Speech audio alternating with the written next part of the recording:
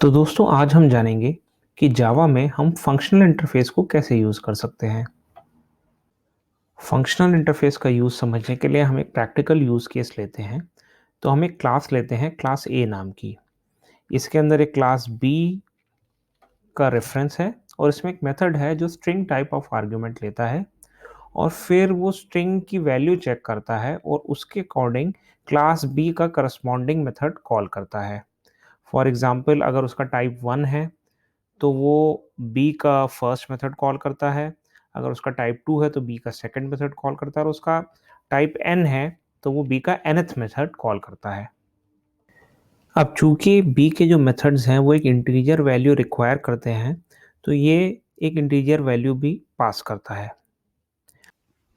अब देखते हैं क्लास बी को। क्लास बी में क्लास सी का एक रेफरेंस है और अगर क्लास बी का मेथड 1 कॉल हुआ है, तो वो क्लास सी का मेथड 1 कॉल कर देते हैं और वही इंटीजर आर्ग्यूमेंट आगे पास कर देते हैं। अगर क्लास बी बी का मेथड 2 कॉल हुआ है तो क्लास सी का मेथड 2 कॉल कर देता है और इसी तरह अगर क्लास बी का मेथड n कॉल हुआ है तो ये क्लास सी का मेथड n कॉल कर देता है।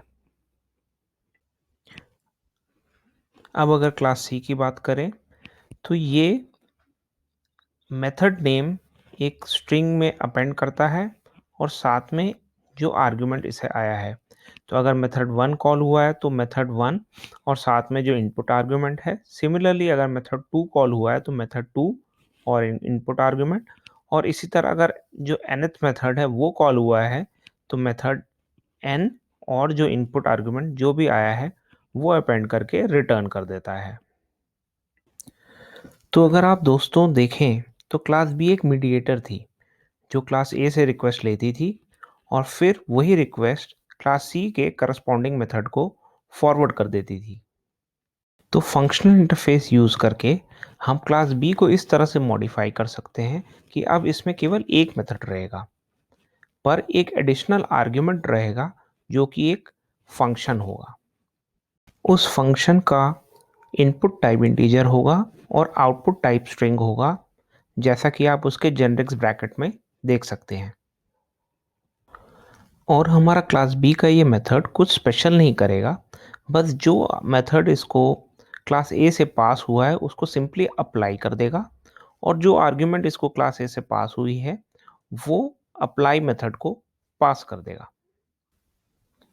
अब क्लास ए में भी हमें कुछ चेंजेस करने पड़ेंगे। अब क्लास बी के अलावा क्लास सी का भी रेफरेंस क्लास ए में होगा और जो मेथड्स क्लास बी के मेथड्स को कॉल कर रहे थे, अब चूंकि क्लास बी का सिग्नेचर चेंज हो गया है तो उसमें हमें क्लास सी का वो करस्पॉन्डिंग मेथड पास करना पड़ेगा जो एक्चुअली में कॉल होता था। तो जब हम बी का मेथड 1 पास कर कॉल करेंगे, साथ में हम सी का method 1 as a method reference as a function pass कर देंगे।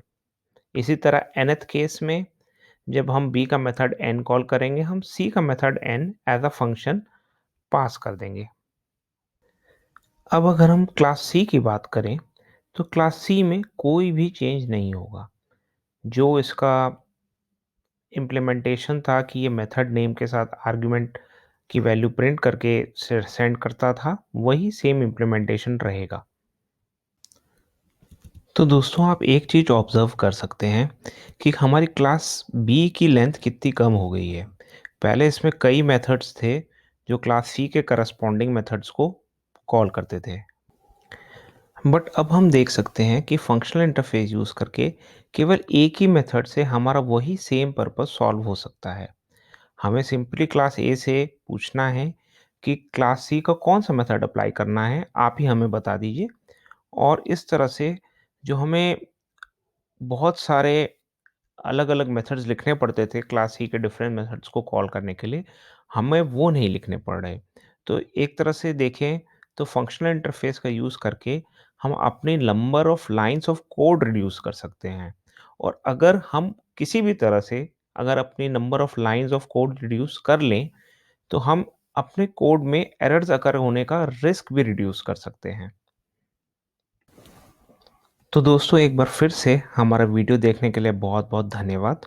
अगर आपको वीडियो अच्छा लगा तो इसे लाइक और शेयर करना ना भूलें और ऐसे ही और वीडियोज़ के लिए हमारे चैनल को सब्सक्राइब करना ना भूलें। धन्यवाद।